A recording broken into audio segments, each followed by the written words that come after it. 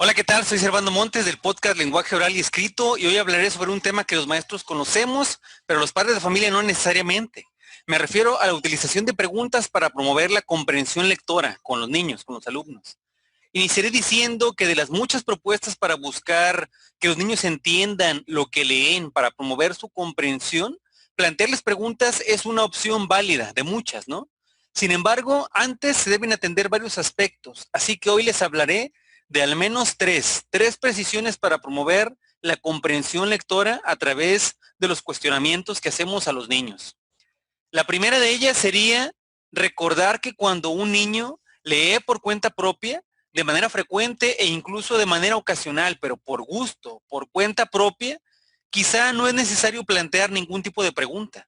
Esto con la finalidad de no bloquear esta buena práctica con algo que el niño puede no solamente no querer, sino muy posiblemente no necesitar si es que lee por cuenta propia. Porque si está leyendo un libro o textos que le gustan, es probable que sea capaz de seguir la trama, el contenido por sí mismo.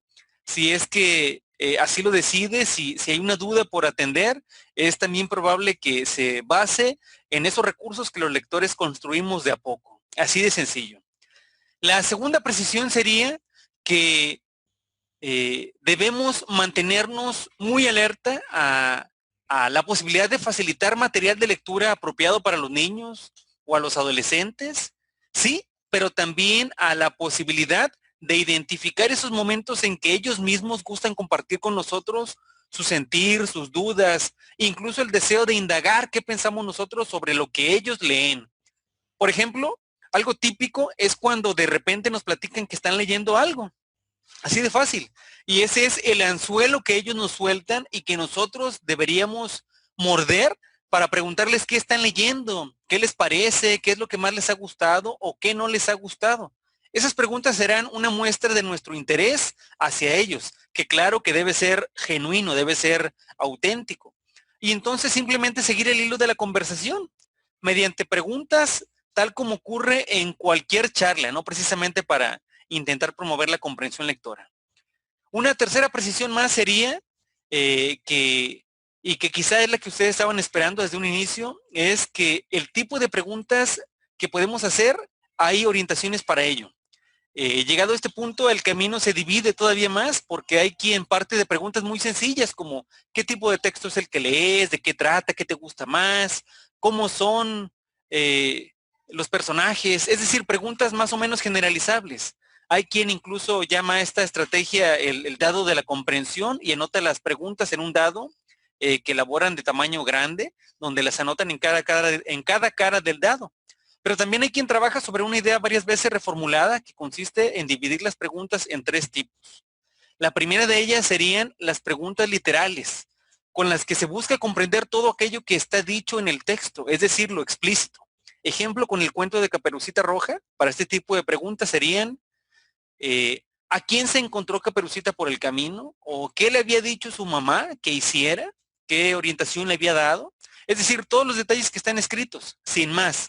Son útiles este tipo de preguntas porque buscan una comprensión de detalles, pero el gran pero es que se tiende a abusar de ellas.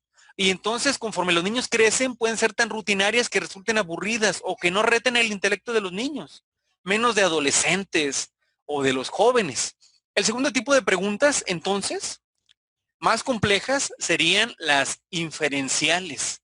Estas, como cualquier definición lo dice, serían las que intentan deducir cosas a partir de la información que se tiene. Cosas que no están dichas, pero a partir de lo que sí se dice. Siguiendo el ejemplo de Caperucita Roja, podrían preguntar, ¿qué habría pasado si la niña sigue la indicación de su mamá? O en cualquier otro tipo de textos. ¿Cómo puede ser que pasara tal cosa? ¿Qué llevó a X personaje a realizar tal acción? ¿Cuál es el mensaje del texto? Como ven, este segundo tipo de preguntas fomentan el raciocinio de los lectores y a veces pudieran tener incluso más de una respuesta válida, dependiendo, claro está, de la postura de quien responde. Y el tercer tipo de preguntas serían las preguntas de tipo crítico en esta propuesta. Estas preguntas se ponen en juego cuando Traemos a colación los saberes previos del lector, la capacidad de formular argumentos, de juzgar el valor del texto completo. Obviamente aquí pueden mostrarse visiones muy subjetivas, pero por lo mismo más desafiantes todavía para quien lee. Ejemplo, ¿qué opinas de este cuento? ¿Qué opinas de esta novela? Pero también de otros textos, no necesariamente literarios. ¿Cuál es la postura del autor en esta columna, en esta editorial, en este reportaje, nota informativa? Y para prácticamente cualquier tipo de texto. Y bueno, hay mucho más que decir, claro que sí, pero como la intención es hacer pequeñas cápsulas que los motiven a ustedes a investigar más por cuenta propia, terminaré diciendo simplemente dos cosas. Primero, que a veces basta solo escuchar y a partir de ahí plantear preguntas, lo dije al inicio.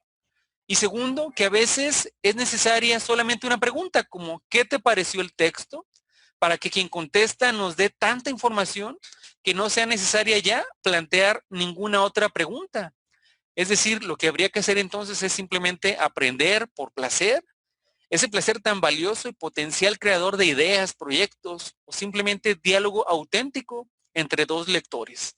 Así que atentos, hay muchos tipos de preguntas, la variedad es mejor, claro está. Saludos y nos vemos pronto.